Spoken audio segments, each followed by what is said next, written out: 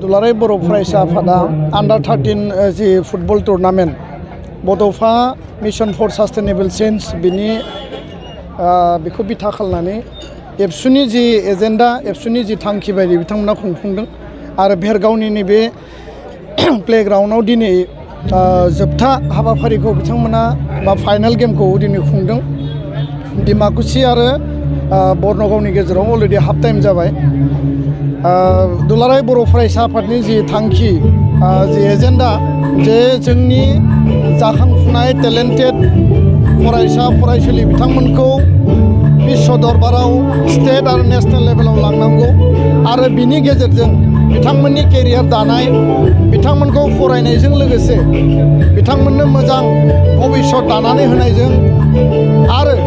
बिथांमोननि जि मोनसे टेलेन्ट बे टेलेन्टखौ जोङो गामि ओनसोलाव रुरेल एरियायाव जोंनि जायगायाव आसाम नाङै जेराव जेराव बर' मानसिफोरा रायजो जानानै दङ बे जायगायाव टेलेन्ट हान्ट खालामनानै जोङो बिथांमोनखौ डिस्ट्रिक्टनिफ्राय स्टेट लेभेलाव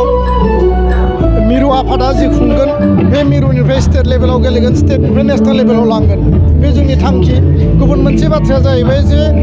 बिथांमोननि जि इनार्जि बिथांमोननि जि मोनसे फिजिकेल फिटनेस बेखौ जोङो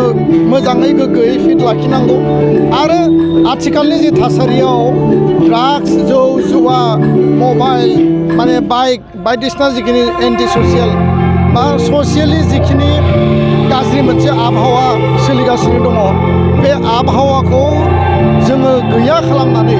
बिथांमोनखौ गेलेनायनि फारसे